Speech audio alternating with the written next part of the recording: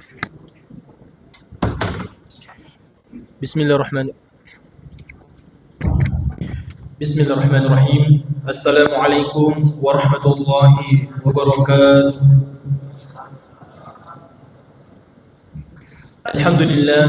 Alhamdulillahilladzi ja'ala syahr Ramadan sayyidash syuhur. Thumma salatu wassalamu ala asyrafil anbiya'i wal mursalin sayyidina Muhammadin wa ala alihi wa ashabihi ajma'in, amma ba'd. Hadirin wal hadirat, jamaah salat Isya dan salat tarawih dirahmati Allah Subhanahu wa taala. Tak henti-hentinya saya berwasiat kepada diri saya dan kepada para jamaah sekalian untuk senantiasa melantunkan kalimat Alhamdulillahirabbil alamin atas segala nikmat yang Allah berikan kita sampai pada detik ini. Kalau kita lihat di luar, karena mungkin cuaca lagi agak mendung, itu bulan sudah hampir berkurang demi sedikit tiap hari tiap malam. Sehingga ini menandakan bahwa tak lama lagi bulan suci Ramadan itu akan pergi meninggalkan kita. Kita ini orang-orang yang dipilih oleh Allah Subhanahu wa taala, para jamaah sekalian. Masih diberikan yang namanya keistiqomahan sampai hampir 2/3 dari bulan Ramadan ini kita masih tetap bersemangat untuk senantiasa melaksanakan amalan-amalan ibadah. Ada satu ungkapan dalam dunia Arab mengatakan seperti ini, qimatul asya'i ba'da zawaliha, nilai suatu hal atau kita anggap itu hal berharga kapan? Ba'da zawaliha, kalau kita sudah tidak memilikinya. Kita kalau lagi sehat-sehat tuh ibu, kadang kita lupa mengucapkan kalimat Alhamdulillahirabbil alamin, atau mungkin anak lagi sehat-sehatnya kita lupa kalimat itu.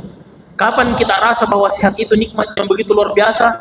Kalau anak kita jatuh sakit, kalau kita lagi diberikan ujian dan sakit, baru kita sadar bahwa oh ternyata sehat itu nikmat yang begitu besar. Orang kalau punya uang 10 juta, pecahan 100.000 itu dianggap hal kecil. Kalau hilang uangnya 100.000, tidak terlalu sakit kepalanya, karena dianggap itu hal yang biasa saja. Tapi coba bayangkan kalau orang yang tidak punya uang sama sekali, jangankan 100.000 Bapak, uang 10.000, bahkan 5.000 atau 2.000 pun, kalau itu hilang, pasti sakit kepalanya. Sehingga nilai suatu hal itu berharga kalau kita sudah tidak memilikinya. Bulan Ramadan, karena kita masih berjumpa tahun demi tahun hingga detik ini, jangan sampai kita menganggap bahwa bulan Ramadan itu adalah hal yang biasa-biasa saja. Kapan kita baru sadar kalau bulan Ramadan bulan yang sangat berharga, bulan yang sangat berkah, kalau kita sudah wafat. Waliyazubillahi min dzalik. Kemudian salawat serta salam kepada baginda Rasulullah sallallahu alaihi wasallam. Masyarul muslimin wal muslimat, hadirin wal hadirat, jamaah salat tarawih dirahmati Allah Subhanahu wa taala. Bulan Ramadan itu adalah bulan yang sangat diberkahi oleh Allah Subhanahu wa taala. Rasulullah menggambarkan Ramadan itu seperti futihat abwabul jannah wa ghulliqat abwabun nar. Ketika di bulan suci Ramadan, Allah membuka pintu surga itu selebar-lebarnya dan menutup serapat-rapatnya pintu-pintu neraka. Apa yang bisa kita pahami dari kalimat ini para jamaah sekalian? Seakan-akan Allah Subhanahu wa taala ingin menyampaikan kepada kita bahwa wahai hambaku, ketika pintu surga saya buka selebar-lebarnya, saya ingin memberitahukan kepada kalian bahwa kalian mudah masuk ke dalam surga dengan berbagai macam amalan-amalan. Karena amalan-amalan yang kalian lakukan di bulan Ramadan ini, saya akan berikan ganjaran pahala berkali-kali lipat dibanding di luar bulan suci Ramadan. Begitu pula ketika saya menutup pintu neraka serapat-rapatnya, pada hakikatnya saya ingin mempersulit kalian untuk masuk ke dalam neraka. Kalau kalian melakukan yang namanya kesalahan, maka saya dengan mudah akan mengampuni kesalahan-kesalahan itu. Inilah penggambaran bulan suci Ramadan yang harusnya kita pahami secara mendetail, secara menyeluruh, agar kita bisa lebih semangat lagi dan lebih menghargai bulan suci ini. Saya berikan pada malam hari ini mungkin tentang bagaimana sebenarnya cara Allah Subhanahu wa taala mengampuni kita. Karena tadi sebelumnya saya mengatakan Allah itu mempersulit kita untuk masuk ke dalam neraka. Allah itu kalau kita dilihat sebagai orang yang pendosa, maka Allah dengan mudahnya menghapus dosa kita. Jadi Rasulullah itu mengajarkan kita ada 3 cara kalau kita ingin dihapus dosa-dosanya oleh Allah Subhanahu wa taala. Cara yang pertama kata Rasulullah, ittaqillaha haitsuma kunta. Bertakwalah kalian dimanapun kalian berada. Wa atbi'is sayyi'atil hasanata tamhuha. Dan ikutkanlah wahai umatku perbuatan buruk dengan hal-hal yang baik. Agar apa? Hal-hal yang baik ini menghapus perbuatan buruk yang kita lakukan. Jadi kalau kita sepanjang hidup melakukan yang namanya kesalahan, melakukan yang namanya dosa, melakukan yang namanya kemaksiatan, mau sengaja atau tidak sengaja, kalau kita ingin dihapus kesalahan-kesalahan itu, maka selingilah perbuatan buruk itu dengan hal-hal yang baik.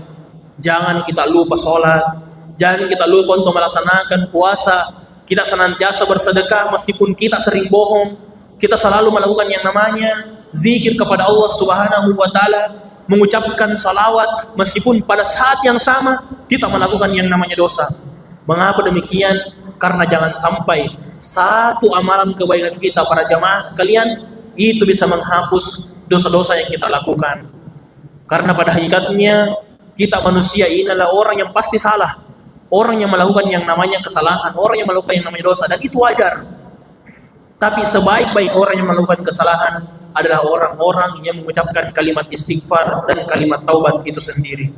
Sehingga metode pertama yang Rasulullah ajarkan, selingilah perbuatan buruk itu dengan hal-hal yang baik, agar hal-hal yang baik itu menghapus hal-hal yang buruk.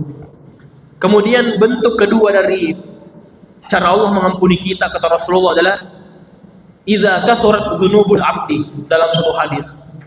Kata Rasulullah, jika ada seorang hamba yang banyak sekali dosanya tidak terhitung jumlahnya, walam yakul lahu ma yukaffiruha, tapi walam yakul lahu ma yukaffiruha minal amal, tapi ini amal-amal kebaikannya sedikit sekali sehingga tidak bisa menghapuskan dosa-dosa yang dia lakukan. Tadi yang pertama, amalannya ini cukup untuk menghapus dosa-dosanya karena amalannya cukup banyak. Tapi model yang kedua ini, dosanya begitu banyak, disebut sebagai orang yang musrif, berlebih-lebihan, tapi ternyata amalan-amalan kebaikannya itu sedikit, tidak bisa menghapuskan amalan-amalan keburukannya. Apakah Allah tidak mengampuni orang yang seperti ini? Ternyata ada caranya. Apa kata Rasulullah? Ibtalahu Allah azza wa jalla bil huzni.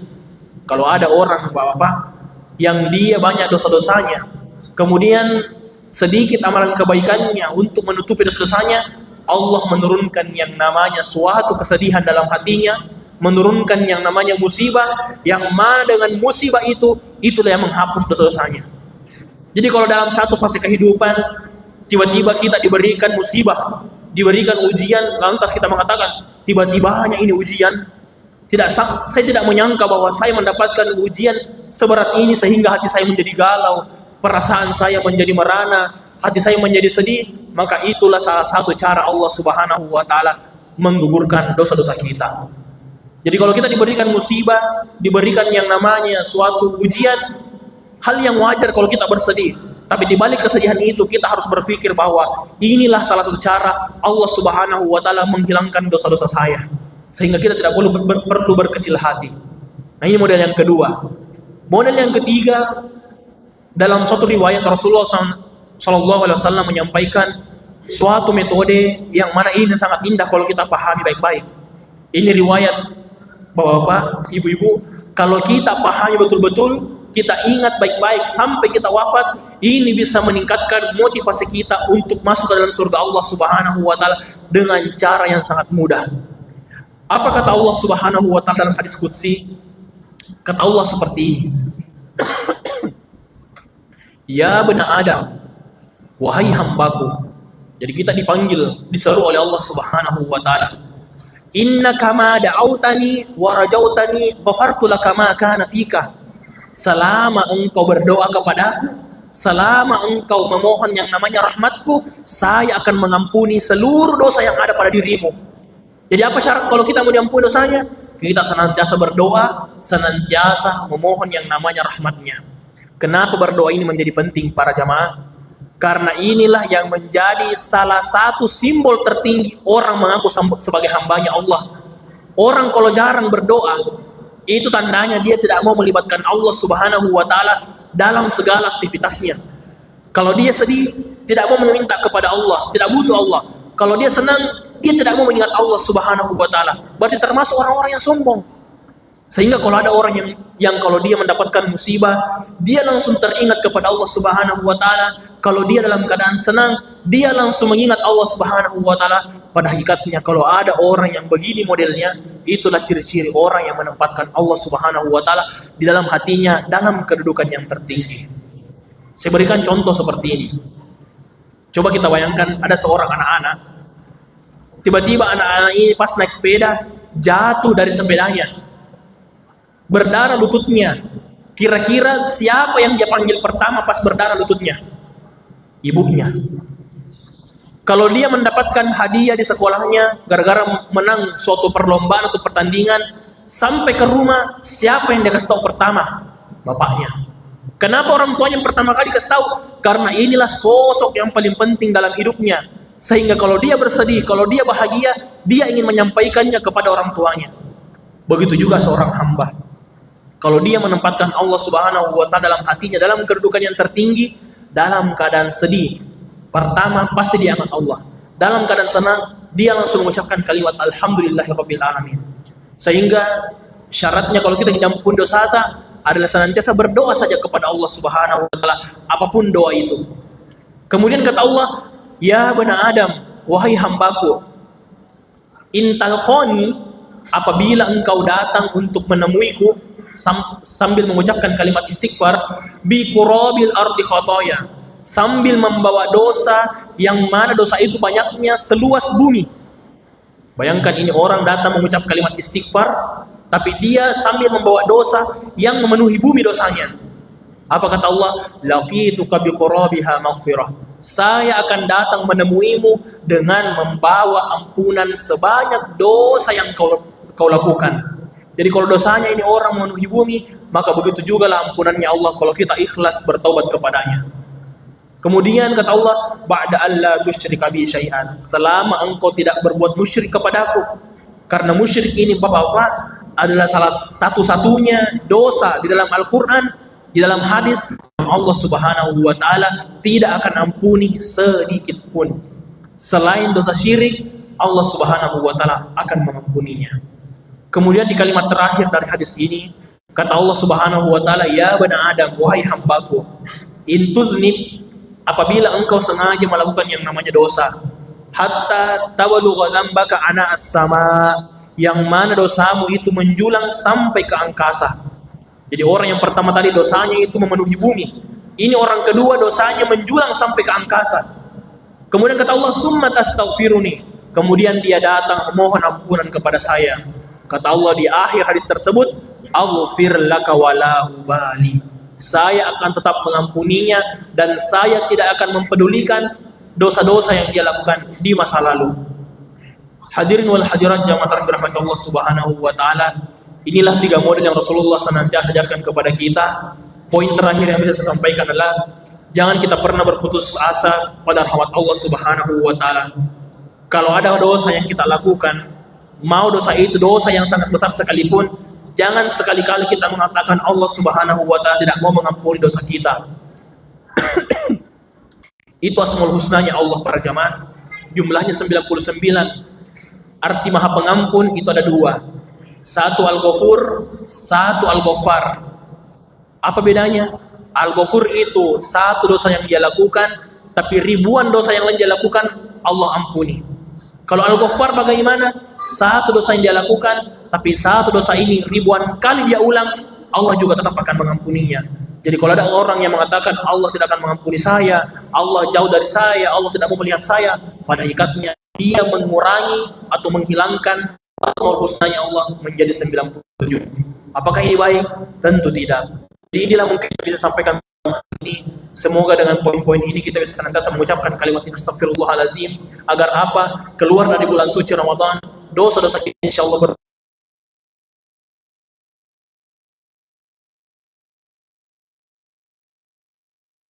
kegiatan kita dengan beristighfar. Bisa jadi satu kalimat istighfar kita itulah yang menghilangkan dosa-dosa yang kita lakukan baik sekarang ataupun di masa lalu. Wallahul muwaffiq ila aqwamit thoriq. Assalamualaikum warahmatullahi wabarakatuh.